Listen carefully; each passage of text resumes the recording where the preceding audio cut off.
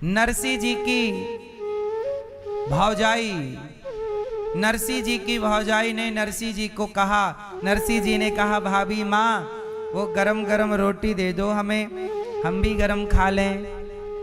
तो भौजाई ने कहा हाँ हाँ तेरा बाप कमा के रखता है, तेरा बाप देता है कमा के, घर में बैठा बैठा खाता है, गरम दे दो गरम दे दो ये दे दो, 10 रोटी खाता है बैठा बैठा, काम धाम कुछ करता नहीं, जा कमा के ला, कमाएगा तब खाना, शादी और कर लिया है, तेरी लुगाई को भी मैं ही खिलाऊं, ठेका ले रखा है मैंने। अरे भौजाई ने बहुत बोला, कमाता धेला नहीं है, बैठा बैठा गरम दे दो गरम दे दो, जो दिया है बासी कल वाली वो खा, कल की बच गई थी 4 रोटी पहले वो खा। बहुत जलील किया, बहुत अपमान किया। कौन? भौजाई ने। किसका? नरसी जी का। नरसी जी बेचारे घर से निकल गए, बड़ा अपमान कर दिया भौजाई ने। जंगल चले गए कि अब प्रभु, अच्छा वो भक्त थे, भगवान का चिंतन। अच्छा भक्त को भी अकर्मण्य नहीं होना चाहिए, काम करते रहो, पैसे कमाते हुए प्रभु का स्मरण बनाए रखना। भक्त का अर्थ ये नहीं है कि तुम अकर्मण्य हो जाओ, दूसरों के आश्रित हो जाओ, नहीं, कमाओ, काम करो और भूखे को रोटी दो, ठीक है। पर नरसी जी उस समय छोटे से बालक थे, बहुत बड़े होते तो वो कमाते। उस समय उनकी उम्र ज्यादा नहीं थी, उनकी दादी अम्मा ने उनका जल्दी से ब्याह कर दिया था, क्योंकि दादी को चिंता थी कि मैं मर जाऊंगी तो मेरे नरसी का ब्याह कौन करेगा। अभी छोटे बालक थे वो, 14-15 साल के, और भौजाई ने कह दिया कि कमाता तो है नहीं, चल। अब नरसी जी को बुरा लगा, बेचारे चले गए, जंगल गए, बोले अब नहीं लौटूंगा। जंगल गए, भूखे थे बेचारे, भौजाई ने भोजन के समय उठा दिया था, भूख लगी थी उठा दिया, चल। बेचारे भूखे घर से निकल गए, एक जंगल में गए तो भूख से लड़खड़ा करके एक शिवजी का शिवलिंग था, शिवलिंग था, उस पे जाके धड़ाम से गिर गए, और सिर की तरफ शिवलिंग है, और बेचारे बड़ा लंबा चले, जंगल में हैं, भूख लगी है, भूख से बेहोश हो गए और शिवलिंग पर गिर गए, शिवजी के ऊपर पड़े। संयोग से वहां शिव और माता पार्वती, शंकर और पार्वती जा रहे थे, शिव पार्वती।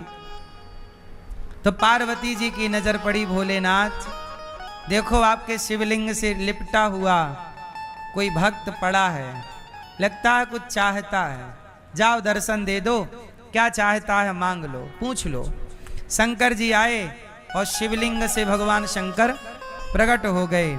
7 दिन हो गए थे, नरसी जी 7 दिन तक पड़े थे, उन्हें होश नहीं आया। आप ये कह सकते हैं कि वो कोमा में चले गए थे, ऐसे गिरे, लग गई होगी गहरी चोट, कहीं पड़े थे बस।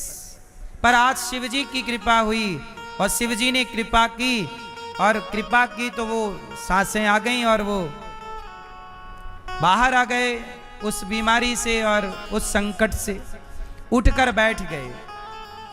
और जब नरसी जी बैठे तो सामने साक्षात भगवान शंकर हाथ जोड़कर नरसी जी खड़े हो गए। भोलेनाथ बार बार चरणों में गिर रहे हैं, प्रभु बड़ी कृपा की। शंकर जी ने कहा क्या नाम है तुम्हारा? भोलेनाथ मेरा नाम नरसी है। बेटा तुम मेरे शिवलिंग से लिपटे थे, बोलो पुत्र क्या चाहिए? तो नरसी जी ने क्या कहा जरा सुनिएगा। नरसी जी ने वहां कहा भोलेनाथ मुक्कू और कछु ना चाहिए। देखना, मुक्कू और कछु ना चाहिए, बस राधा कृष्ण मिलई दे। नरसिंह जी भगवान कृष्ण के भक्त थे और मिल कौन गए? शंकर जी। देखो ये है अपने इष्ट के लिए अनन्यता कि मैं कृष्ण का उपासक हूं और यदि मुझे कहीं शंकर जी रास्ते में मिल भी जाएं तो मैं शिव से यही कहूं कि भोलेनाथ आप मुझे मेरे प्रभु से मिला दीजिए, आप मुझे मेरे नाथ से मिला दीजिए। मुझको और कछु ना चाहिए, बस राधा कृष्ण मिलई दे। शंकर जी ने कहा ठीक, देखो जब तक आप ये कहते हैं कि मुझे ये चाहिए, ये चाहिए, ये चाहिए, तब तक ये 84 का चक्कर चलता रहेगा। और जिस दिन आपने ये कह दिया कि प्रभु मुझको और कछु ना चाहिए, हे प्रभु अब मुझे कुछ नहीं चाहिए, आप चाहिए। जहां जगत की चाह मिट गई और प्रभु की चाह जाग गई, वहीं से आपका मोक्ष स्टार्ट हो जाता है, वही मोक्ष है। क्योंकि जगत की इच्छाएं आपको दर दर भटकाती हैं। इसलिए कहता हूं, आप लोगों से एक सवाल कर लूं तो बताओ आपकी अभी और क्या इच्छाएं बाकी हैं? हैं? कर लो और इच्छाएं, कमाओ पैसा, कर लो पूरी। और जब जगत की इच्छाएं पूरी हो जाएं तो भगवान की तरफ मुंह कर लेना, कह देना प्रभु अब कोई इच्छा नहीं। ये इच्छाएं कभी पूरी नहीं होती। जितना मिलता जाएगा उतनी इच्छाएं बढ़ती जाएंगी। रावण जैसों की इच्छाएं पूरी ना हुई, इसलिए इच्छाओं को समाप्त कर दीजिए और एक ही इच्छा लाइए, मुझको और कछु ना चाहिए, बस राधा कृष्ण मिलई दे। हमें कुछ नहीं चाहिए प्रभु, बस आप चाहिए। सब कुछ तो मिल गया। अच्छा मुझे सब कुछ मिल गया, सब कुछ मिलके भी क्या मिला? मुझे पद मिला, प्रतिष्ठा मिली, पैसा मिला, संसार का सुख मिला, लेकिन ये सब कुछ पाकर भी इन सब का मैं करूंगा क्या? बोलो मेरी माँ। यदि मुझे बहुत पैसा मिल जाए मैं क्या करूंगा? क्या करोगे आप पैसे का? खाओगे तो पेट भर रोटी ही ना। आदमी ना जाने क्यों बेवजह भागता है। पैसा कमाना चाहिए मेरी माँ, गलत नहीं है, पर पैसे में पागल ना हो जाओ। पैसा जरूरतें पूरी करने के लिए होता है। कर लो अपनी जरूरतें पूरी कर लो। क्या करूंगा मैं? आज मेरे पास खूब पैसा आ जाए, मैं मरूंगा तो मैं बांध के ले जाऊंगा? बोलो ना मेरी माँ। मेरी खूब इज्जत हो जाए समाज में, क्या करूंगा मैं समाज की उस इज्जत का? मेरी इज्जत अभी आप लोग करते हैं, क्या करूंगा मैं? ये इज्जत मेरे साथ थोड़ी जाएगी। मेरा सम्मान, मेरा अपमान, पैसा, गाड़ी, जमीन, बंगला, परिवार सब यहीं तक के साथी हैं। आगे ना मेरा पुण्य मेरे संग चलेगा मेरी माँ। इसलिए कहता हूं, नाहक परेशान रहते हो, खुशी खुशी जीवन जिया करो। क्यों करता गुमान, है ना? क्यों करता गुमान देह जल जाएगा, वो आज जा रहा है तू कल जाएगा।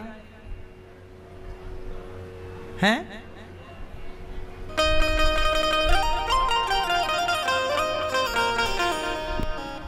क्यों?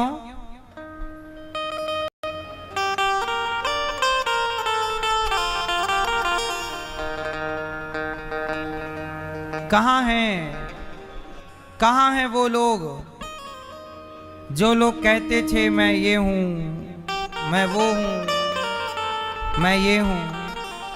कल मैं परिक्रमा लगा रहा था वृंदावन की, तो रास्ते में मुझे शमशान मिला, और जब शमशान मिला तो मैंने झांक करके देखा, नजर डाली, कोई जल रहा था। जो आज जल रहा था ना, वही कभी ये कह रहा था तू मुझे जानता नहीं। जो आज जल रहा है वही ये कह रहा था तू जानता नहीं मैं कौन हूं। मैं ये, मैं वो, मैं ऐसा, मैं वैसा।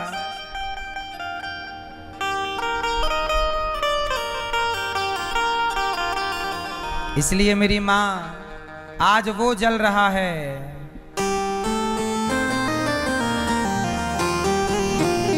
आज वो जल रहा है, कल मुझे भी जलना है।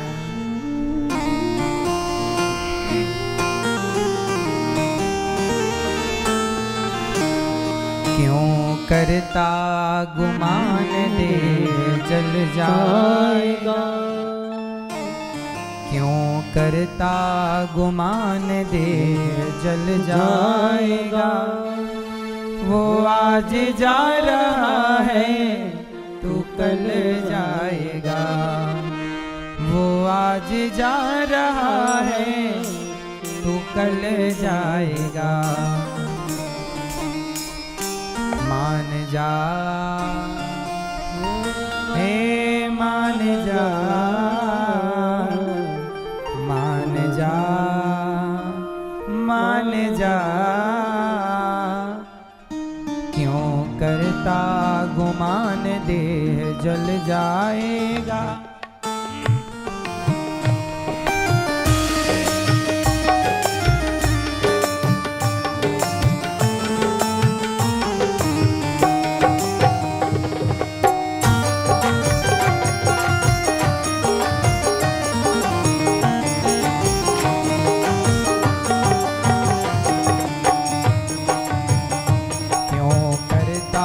गुमान देह जल जाएगा, क्यों करता गुमान देह जल जाएगा।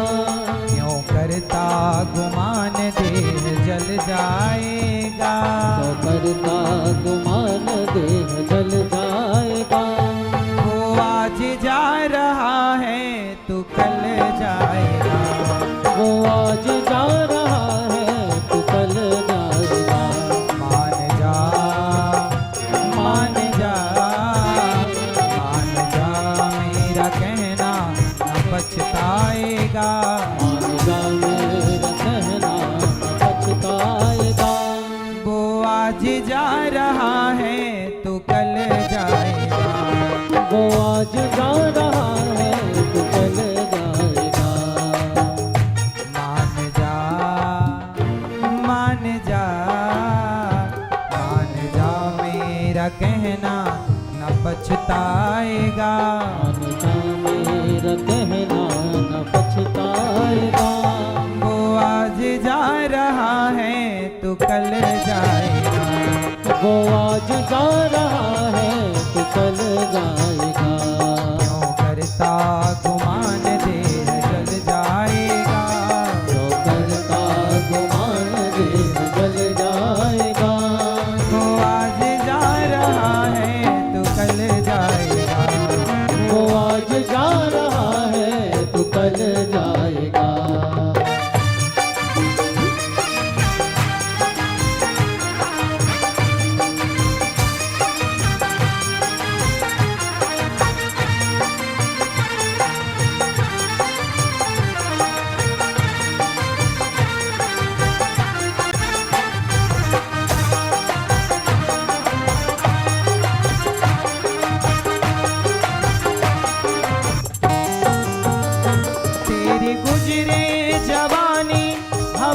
की तरह, तेरी गुजरे जवानी हवा की तरह, तेरी गुजरे जवानी हवा की तरह, तेरी गुजरे जवानी हवा की तरह, तू जहर पी रहा है दवा की तरह, तू जहर पी रहा है दवा की तरह। आएगा मान जा, मान जा, मान जा, आएगा ये बुलावा तो पछताएगा, आएगा जब बुलावा तो पछताएगा, वो आज जा रहा है तो कल जाएगा, वो आज जा रहा है तो कल जाएगा, क्यों करता गुमान देह जल जाएगा, वो करता गुमान देह जल जाएगा, वो आज जा रहा है तो कल जाएगा, वो आज जा रहा है तो कल जाएगा।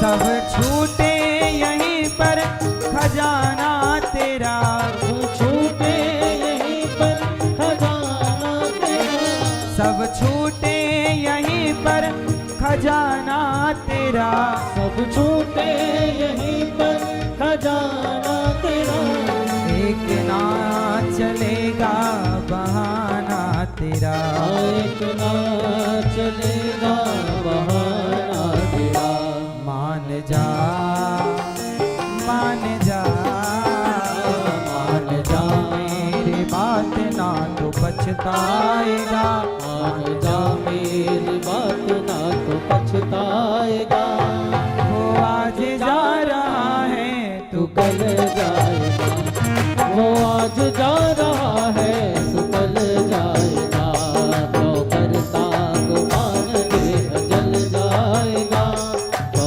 करता गुमान देह जल जाएगा, वो आज जा रहा है तू कल जाएगा, वो आज जा रहा है तू कल जाएगा।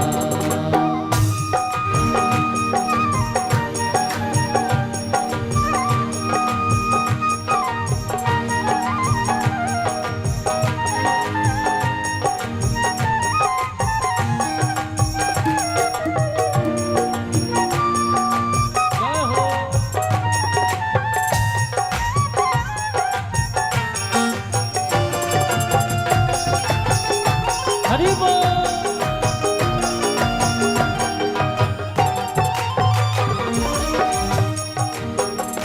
क्यों करता गुमान देह जल जाएगा, क्यों करता गुमान देह जल जाएगा, क्यों करता मान जा, मान जा मेरा कहना न पछताएगा, मान जा मेरा कहना न पछताएगा, वो आज जा रहा है तू कल जाएगा, वो आज जा रहा है तू कल जाएगा, वो आज जा रहा है तू कल जाएगा, वो आज जा रहा है तू कल जाएगा, मान जा मेरा कहना न पछताएगा, मान जा मेरा कहना न पछताएगा, वो आज जा रहा है तू कल जाएगा, वो आज जा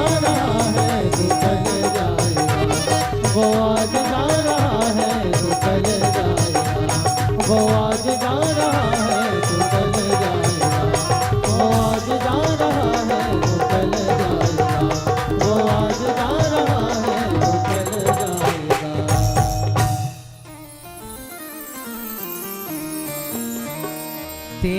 गुजरे जवानी हवा की तरह, तेरी गुजरे जवानी हवा की तरह, तू जहर पी रहा है दवा की तरह, तू जहर पी रहा है दवा की तरह। आएगा ओ मान जा मेरा कहना, न पछताएगा, मान जा मेरा कहना, न पछताएगा। वो आज जा रहा है तो कल जाएगा, वो आज जा रहा है, अपन लोग कल चलेंगे। इसलिए मेरी माँ, इस घमंड में ना रहो कि मेरा ये है और मेरा वो है। ये सब यहीं तक के हैं और यहीं के लिए हैं। इसलिए ना मेरे साथ गाड़ी चलेगी, ना बेटा, ना बेटी, ना परिवार, ना दौलत। इसलिए मेरे साथी कौन है जानते हैं? मेरे साथी हैं भगवान, वही मेरे साथी हैं। क्यों ना मैं अपना चित्त उन्हीं में लगाऊं। अच्छा भैया एक बात बताओ, यदि मैं अपना मन आप में लगाऊं तो मुझे क्या फायदा होगा? यदि मैं अपना मन पैसे में लगाऊं तो क्या फायदा है? परिवार में लगाऊं तो क्या फायदा है? और भगवान में लगाऊं तो मेरा जीवन सार्थक हो जाएगा।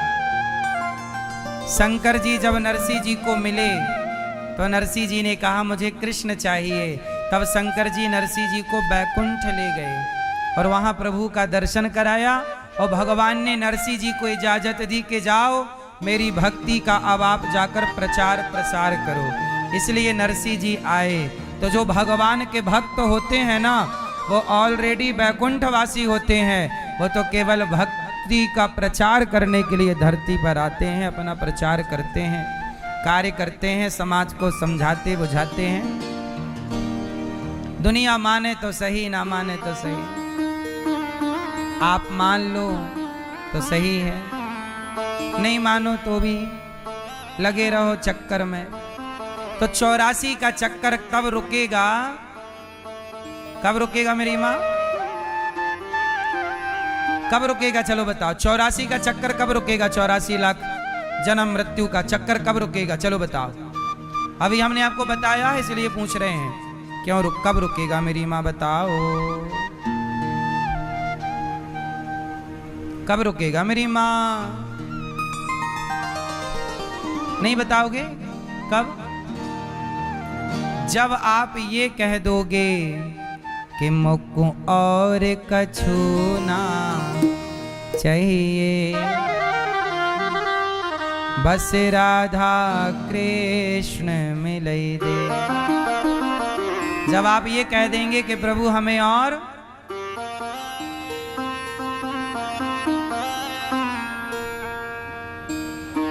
जब आप ये मान लेंगे प्रभु आप ही हैं, आपके सिवा अब बहुत कुछ चाह लिया, पा लिया, अब और कछु ना, अब कोई कामना ना, तब आप मोक्ष के अधिकारी हो जाते हैं, भगवत प्राप्ति के अधिकारी। कब?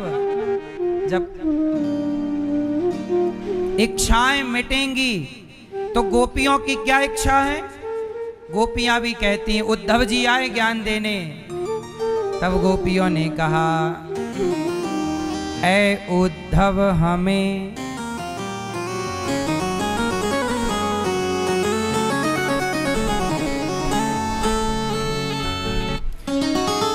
ऐ उद्धव हमें ज्ञान की पोथी न सुनाना। ऐ उद्धव, ऐ उद्धव हमें ज्ञान की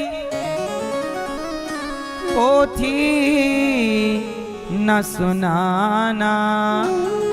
क्यों?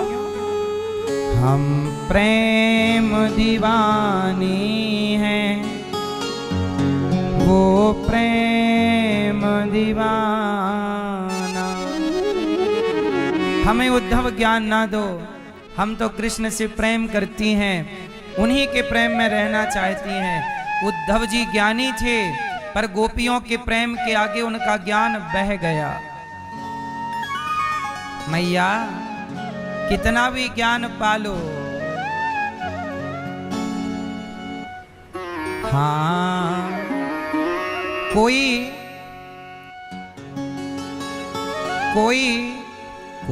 कितना भी चाहे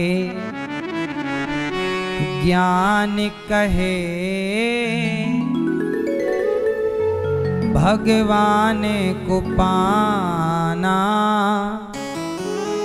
क्या जाने।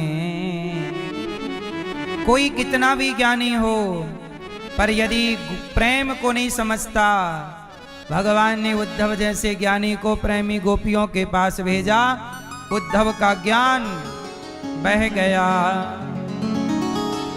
प्रेम का रंग चढ़ गया। इसलिए मैया अपने अंदर भी एक मैया बोली, बेटा चाहिए, हो नहीं रहा है जितना वो स्त्री बेटे के लिए रोती है। सच बताओ, सारी जिंदगी में वो इतना भगवान के लिए रोएगी? मतलब आज के व्यक्ति को जगत की जरूरत तो लगती है, पर जगन्नाथ की जरूरत ही नहीं लगती। बेटे के लिए रोती है, भगवान के लिए नहीं रोती। बेटे के लिए रो रहा है, भगवान के लिए नहीं। मतलब जगत की जरूरत है। आप भूल गए, जब 9 महीने आप मां के पेट में थे तो आप भगवान से कह रहे थे, प्रभु बाहर करो, यहाँ बहुत कष्ट हो रहा है। ऐसे बैठे थे आप, उल्टे लटके थे। भगवान बोले, मैं तो तुझे बाहर ही करता हूं, तो फिर अपने गलत कर्म करके भीतर आ जाता है। प्रभु अब ऐसे कर्म करूंगा कि आपको पाऊंगा, आपके पास रहूंगा, मोक्ष पाऊंगा। अब ये बार बार के गर्भ में जाना, मलमूत्र के गड्ढे में पड़े रहना, ये पसंद नहीं है। अब मुझे बचाओ। भगवान बोले, तू मुझे भूल जाता है। जैसे ही जगत में आया, जगत की चमक देखी, सबसे पहले जीव भगवान को बुलाता है, मैया मैया। अब पूरा ध्यान भगवान में लगाना मेरी माँ, लगाओगी ना? कितने लोग मेरे को पक्का प्रॉमिस करेंगे कि आज से हम जगत का कम, जगत से प्रेम कम, बेटे को संस्कार, पति की सेवा, पत्नी का ख्याल, माँ बाप की सेवा, सारे कर्तव्य करना। पर प्रेम की बात जब आए तो प्रेम जगत से करोगे कि जगन्नाथ से? हाँ, किससे प्रेम? भगवान से। जगत हमारा नहीं है। आपको क्या लगा जगत आपका है? उद्धव जी प्रेम की गली में आए, गोपियों ने कहा, हम प्रेम दीवानी हैं, वो प्रेम दीवाना। यशोदा माँ से चर्चा राजवर प्रभु की हुई। गोपियों की चरण रज उठाकर उद्धव जी चले गए और भगवान ने तब वृंदावन अपने हृदय में दर्शन कराया। कहा भगवान ने कि मैं एक पल के लिए भी गोपियों से अलग नहीं हूँ, केवल लीला है। इसके बाद भगवान द्वारिका गए और उद्धव जी को लेकर, और द्वारिका में भगवान का विवाह हुआ रुक्मणी जी से। दूसरा विवाह भगवान का जाम्बवंत की बेटी जाम्बवती से, तीसरा सत्यभामा जी से, चौथा यमुना जी से, पांचवा मित्रविंदा से, छठवा सत्या से, सातवां भद्रा से, आठवां लक्ष्मणा से। ये भगवान की मुख्य अष्टपट रानियां हैं। एक भौमासुर नाम का एक दुष्ट था, 16,100 कन्याओं को बंदी बना लिया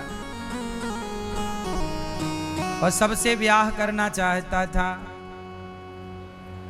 सबसे क्या करना चाहता है?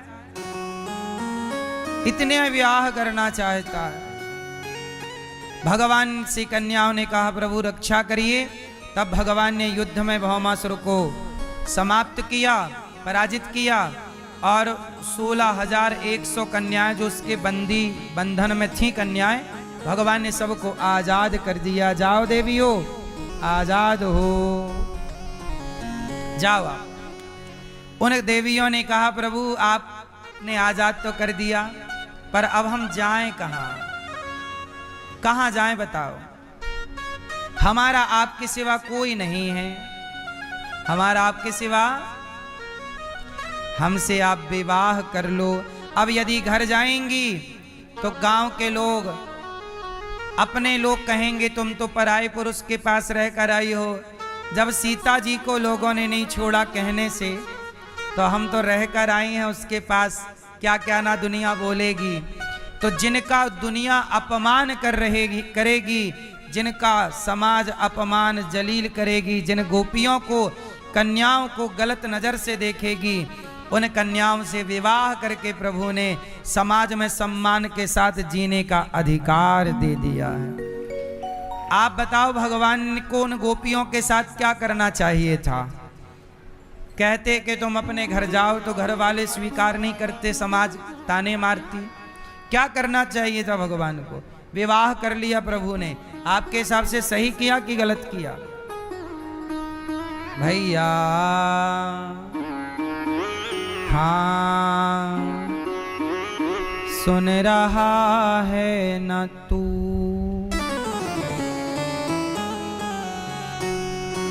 या खिलौने से खेल रहा है तू? भगवान ने सही किया विवाह करके, गलत किया? किस भगवान ने कितने ब्याह किए हैं? टोटल विवाह हो गए 16,108। इतने विवाह हैं, फिर भी भगवान हैप्पी हैं, खुश। आप लोग खुश नहीं दिखते हमें। थोड़ा हंसा करो, मुस्कुराया करो, जिंदगी को बिंदास जी लो। हंसते हंसते कट जाए रस्ते, जिंदगी यूं ही चलती रहे।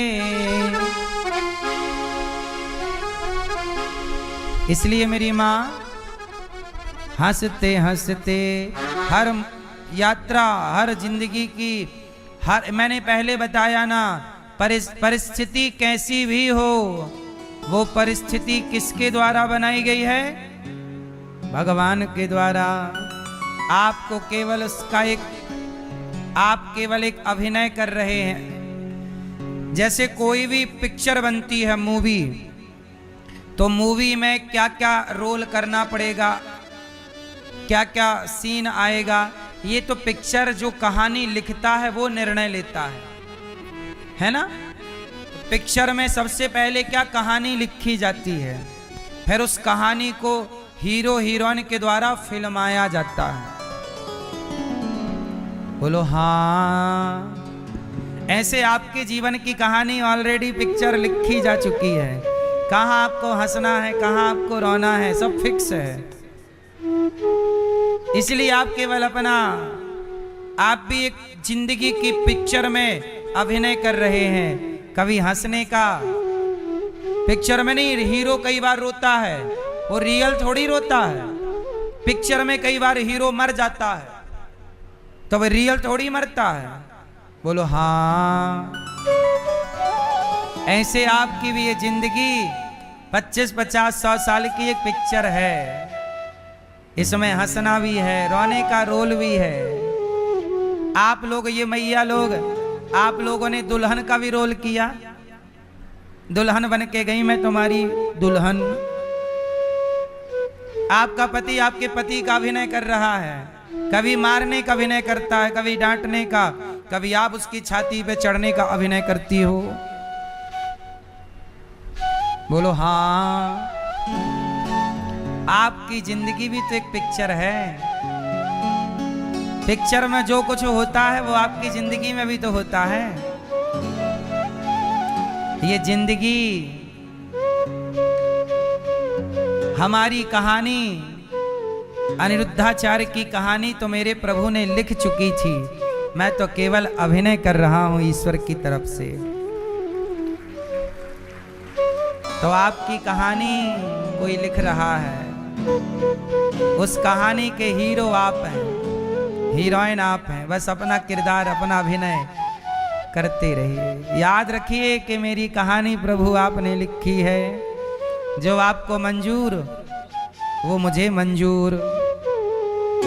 हाँ, तेरे फूलों से भी प्यार, तेरे कांटों से भी प्यार। 16,108 विवाह भगवान के हुए। हर रानी के गर्भ से 10 बेटा और एक एक बेटी। भगवान कृष्ण की 16,108 बेटियां हैं सिर्फ, और 10-10 हर रानी से बेटा। 16,108 गुणित 10 कर दीजिए, बेटों की संख्या आएगी। इतना बड़ा परिवार, इतना बड़ा 56 करोड़ यदुवंशी। पर धन्य है मेरे प्रभु श्री कृष्ण। इतना बड़ा परिवार, इतनी बड़ी जिम्मेदारियां। और जानते हो क्या हुआ आखिरी में? भगवान कृष्ण का परिवार आपस में ही आखिरी में लड़ गया। आपस में ही लड़के एक दूसरे पे तलवार चला के समाप्त कर दिया। और श्याम सुंदर खड़े मुस्कुरा रहे हैं, क्योंकि प्रभु की कहानी में यही लिखा था। कहानी आप बदल तो सकते नहीं। राम के जीवन में 14 साल का वनवास लिखा था। बोलो हाँ। बदल तो सकते नहीं। तो जब वनवास है, वनवास को रोक नहीं सकते, बदल नहीं सकते, तो रोए क्यों? अब जब समय काटना ही है तो रोक के क्यों काटना? हर परिस्थिति में प्रसन्न रहा करो, क्योंकि समय तो काटना ही है, नहीं काटना। बदल तो सकते नहीं ना आप। राम के वनवास को बदल नहीं सकते आप। भगवान कृष्ण का भी हाल क्या था? आखिरी में सब लोग मर रहे हैं परिवार के, और कृष्ण केवल खड़े हैं। उस होनी को रोक नहीं सकते भगवान। भगवान अपने ही परिवार के अंतिम आपस के घमासान को रोक नहीं सकते। तो क्या किया प्रभु ने? चुपचाप मुस्कुरा रहे हैं। रोने से भी तो ना रुकेगा ये युद्ध।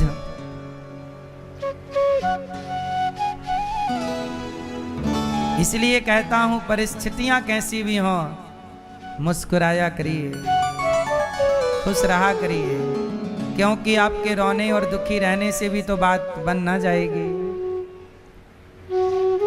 क्यों? इसलिए मुस्कुराया करिए। हाल क्या है, परिस्थिति क्या है, बनती बिगड़ती रहेगी। मुस्कुरा के जिसे गम का जहर पीना आ गया, ये हकीकत है मेरी माँ, उसको इस जहां में जीना आ गया।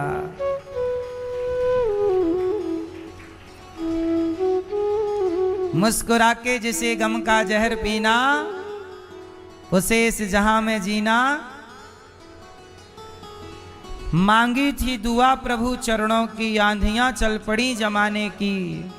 मेरा गम ना कोई समझ सका प्यारे, क्योंकि मुझे आदत है मुस्कुराने की। मुस्कुराया करिए, क्योंकि आप कुछ कर नहीं सकते, इसलिए मुस्कुराया करो। अपने ही परिवार का अंत देखना पड़ा।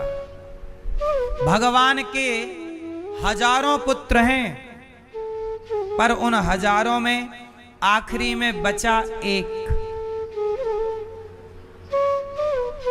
राम जी के गुरु का नाम बताइयो जरा, क्या है? क्या नाम है? राम जी के गुरु जी का नाम है वशिष्ठ। वशिष्ठ जी के 100 बेटे थे। कितने? जोर से, जोर से। और वशिष्ठ जी के 100 के 100 बेटे मारे गए। किनके? राम के गुरु के 100 पुत्र समाप्त हो गए। कई बार आप परेशान हो जाते हैं, उदास हो जाते हैं, ये ऐसा क्यों हो गया, ऐसा नहीं होना चाहिए। घटनाएं, वशिष्ठ जी इतने बड़े ज्ञाता, इतने बड़े विद्वान, राम के गुरु, उनके जीवन में कष्ट आया है, तो हमें और आपके जीवन में कष्ट नहीं आएगा? इसलिए जीवन में कष्ट तो आएगा, तकलीफें आएंगी, पर भगवान ने हमें क्या सिखाया है? जो होना है वो होएगा। आप मुस्कुराया करिए, प्रसन्न रहिए। एक बार जिंदगी मिली है, जी लो।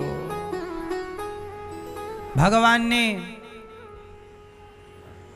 रुक्मणी जी से कहा कि प्रेम की बातें हैं। फिर अनिरुद्ध के विवाह की कथा है। अनिरुद्ध का विवाह उषा के साथ बाणासुर पर कृपा हुई। राजा नृग भगवान के गौदान करते थे, जिसके कारण आखिरी समय राजा नृग को भगवान के दर्शन हुए। इसलिए आपसे कहता हूं, जीवन में गौदान अवश्य करिएगा। पाप तो कर ही चुके हैं हम, अब थोड़ा सा पुण्य कर लें। गौदान, अन्नदान, शिक्षा का दान, सब दान है। और आप जीते जी भागवत सुनेंगे तो व्यक्ति कैसा भी पापी हो, जैसे अंधकार कितना भी घना हो, परंतु दीपक, एक दीपक जल जाए तो वो अंधकार को चीर देता है, मिटा देता है। ऐसे पाप कितना भी घना हो, पर भागवत जी का दीपक जलाओगे पोथी पाठ का, तो निश्चित वो आपके पाप को समाप्त कर देगा। ये पुण्य। इसलिए जीवन में एक बार अपने को भागवत सुनवाइए और माता पिता को भागवत सुनवाइए। पोथी पाठ गौरी गोपाल में, इसलिए हम पोथी पाठ का मतलब है भागवत जी वही है। भागवत जी में 18,000 श्लोक हैं, तो वो सारे श्लोक संस्कृत से आपके संकल्प से पाठ किए जाते हैं। पूरा अनुष्ठान कहते हैं वो, एक प्रकार का आपके लिए क्या है? एक अनुष्ठान। भागवत जी का अनुष्ठान आप कराइए, जिससे आपके घर की सुख शांति भी बढ़ेगी, पितृदोष भी समाप्त होगा, और आपका मनुष्य जन्म हुआ है, वो कर्तव्य है भागवत सुनना, वो भी पूरा होगा। भगवान ने राजा नृग पर कृपा की।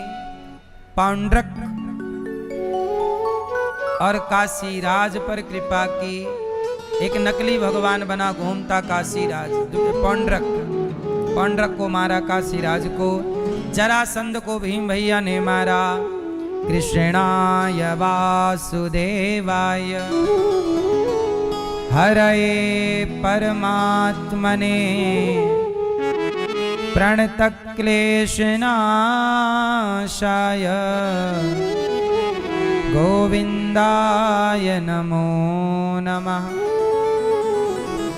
भगवान ने जरासंध पर कृपा की। शिशुपाल भगवान को 100 गालियां रोज देता, भगवान ने शिशुपाल पर कृपा की।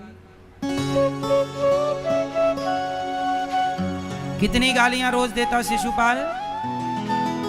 100 गालियां रोज। कितनी दयालुता है ना भगवान के अंदर। गाली देने वाले को भी माफ किया। 100 गालियां रोज की माफ। एक दिन 101 भी दी तो भगवान ने सर काट दिया।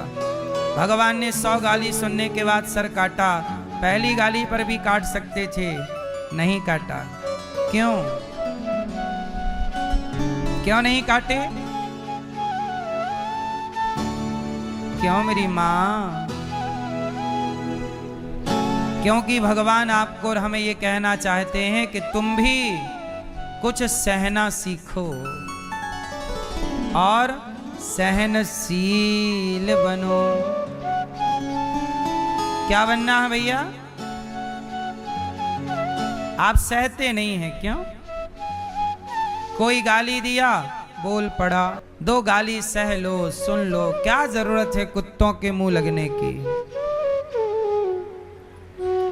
जरूरत है? उत्तर मेरी मां, कुत्तों के मुंह लगने की जरूरत नहीं है। जब आपको कोई गाली दे, देने लिया, तू दे, चल, तेरी खुशी है, दे दे, चल। ये दास अनिरुद्ध कहाँ किसी को जवाब देता? कितने लोग हमें कुछ कुछ बोलते रहते हैं। कहाँ कुत्तों के मुंह लगे हैं? आप लोग लग जाते हैं मुंह। और याद रखना, कुत्तों के मुंह कौन लगता है? कुत्ते। आप काहे अपना कद छोटा कर रहे हो? कुत्तों के मुंह नहीं। कोई कुछ कह दे, तू कहता रहे, हमें क्या करना। सहनशील, सहता रहे, सहता रहे, सहता रहे। हर कष्ट को, हर पीड़ा को। जो मेरे भाग्य का दुख है वो मुझे भोगना ही है। बोलो हाँ।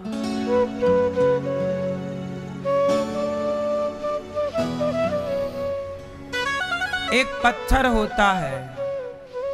पत्थर में मूर्तिकार पत्थर को छैनी हथौड़ी से मारता है और वो पत्थर उस मूर्तिकार की हर चोट को सहता है। सहता है तभी ना भगवान बनता है वो पत्थर। और टूट जाए तो कंकड़ पत्थर बन जाएगा। जो पत्थर चोट खाकर टूट गया वो कंकड़ बन गया, और जो पत्थर चोट सह गया वो शंकर बन गया। इसलिए मेरी मां, सहा करो। सास कुछ कह दे, पति कुछ कह दे, समाज में कोई कुछ कह दे, जो जवाब देने योग्य है जवाब भी दो। हम ये नहीं कहते कि तुम एक सीमा तक सहो। भगवान भी 100 तक सहे।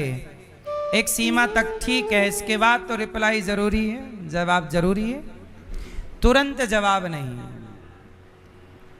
ज्ञानी मारे ज्ञान से अंग अंग भिद जाए, और मूर्ख मारे लाठी से तो फूट खपड़िया जाए।